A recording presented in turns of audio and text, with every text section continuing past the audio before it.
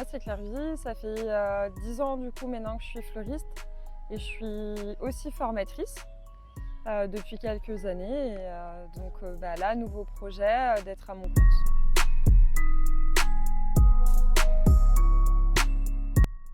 J'ai toujours su que je voulais être fleuriste, donc c'était évident pour moi. Donc j'ai tout de suite commencé avec un peu la formation traditionnelle fleuriste, CAP et BP. Après, j'ai eu des expériences pro et puis j'ai repris mes études, j'ai fait un BTS et un bachelor. Donc là, rien à voir, mais complémentaire au métier de fleuriste, plus poussé sur le marketing, le merchandising, la gestion d'équipe. Et donc aujourd'hui, j'en suis là.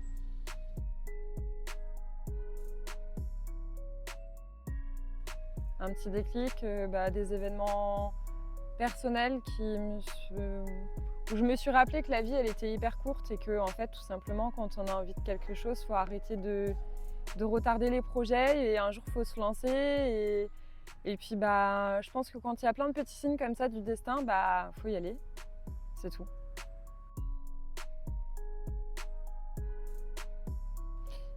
Quand j'ai commencé dans la fleur, c'était une petite idée qui me trottait. Donc je pense que quand on est créative et qu'on a plein d'idées et qu'on a un caractère un peu comme ça, de fonceuse, c'est évident qu'un jour ou l'autre, on sera à son compte. Et puis comme je le disais, au bout d'un moment, il faut arrêter de retarder le projet. Et puis quand l'occasion se présente, qu'on a un super local, qu'on a les idées, les grandes idées créatives, il faut se lancer. Tout ce qui touche à la fleur, de loin ou de près, évidemment, faire des bouquets, faire des créations, que ce soit du naturel, du séché, de la plante, faire tout ce qui touche au visuel, à l'esthétisme, qu'on puisse retravailler de la fleur et avoir quelque chose, un rendu totalement différent.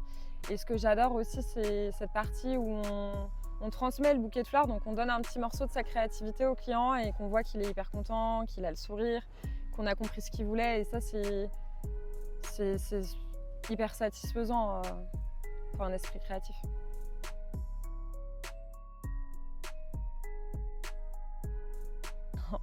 Ça, c'est une question hyper difficile parce que moi, j'aime toutes les fleurs, j'aime toutes les couleurs. Donc je pense que c'est en fonction du jour ou de la période de l'année. Là, par exemple, en ce moment, j'adore le muguet. Dans 2 semaines, je vais adorer la pivoine. L'hiver dernier, j'adorais les tulipes et les anémones. Donc je pense que quand on est aussi passionné par son métier, on aime toutes les fleurs, à peu près tout le temps ou par phase, et toutes les couleurs.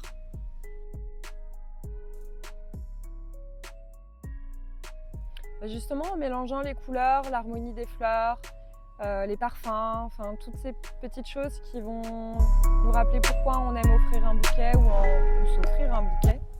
Je pense que c'est toute cette sensibilité-là avec l'esthétisme des fleurs qui peut nous rappeler des souvenirs d'enfance, des bouquets champêtres ou de la décoration. Enfin, on vend un produit séduisant, donc on séduit forcément à travers les émotions les clients avec les fleurs.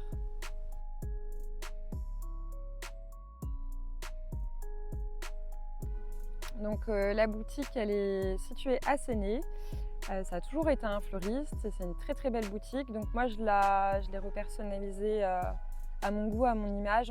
On a un petit côté un peu antiquaire, bohème, avec des tons assez neutres pour vraiment faire ressortir plutôt le produit floral et se lâcher sur les couleurs justement avec des beaux bouquets colorés.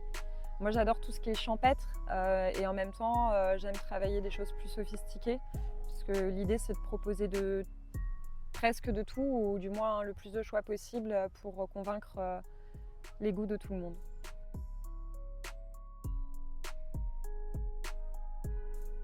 Donc plusieurs étapes. Tout début, c'est vrai que j'avais contacté une conseillère en évolution parce que j'étais encore employée et je ne savais pas trop par quel bout prendre ça, qui m'a réorientée. Et donc en fait, j'ai rencontré plusieurs banques. J'ai rencontré France Active, Initiative Van. Donc là, on est sur des organismes de financement et de garantie bancaire. Donc ils m'ont accompagnée tout du long sur le projet.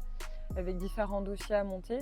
Et puis après, forcément, donc le cabinet de négo qui m'a mis en relation avec cette belle boutique, Bruno Créquer, l'ancien fleuriste qui travaillait dans ces locaux, qui m'a présenté à ses fournisseurs. Donc j'ai rencontré beaucoup de gens en très peu de temps, c'est hyper enrichissant.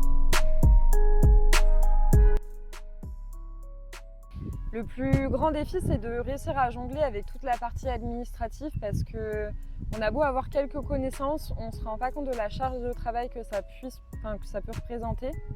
Et quand on pense qu'on a fini avec un dossier, on se rend compte qu'on en a 2 autres à fournir derrière. Donc c'est vrai que ça peut être un petit peu décourageant et si j'ai un mot à dire par rapport à ça, c'est de ne pas se décourager et de penser à son objectif et vraiment de foncer parce que le chemin peut être un petit peu difficile mais le gain en bout n'a pas de prix.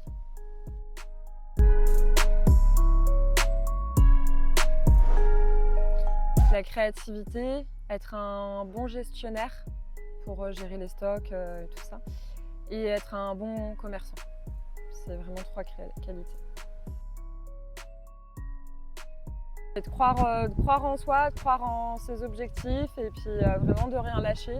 Parce que c'est pas facile, mais quand on est artisan, je pense qu'on le sait tous, on compte pas forcément nos heures. Et dans d'autres métiers, c'est pareil évidemment. Et qu'on a un tellement beau métier, quand les clients sont heureux, nous on est heureux, quand on voit que nos fleurs vont bien, qu'elles sont belles et qu'elles fleurir des maisons, enfin il y a rien de plus satisfaisant. C'est un peu niais, mais c'est vrai.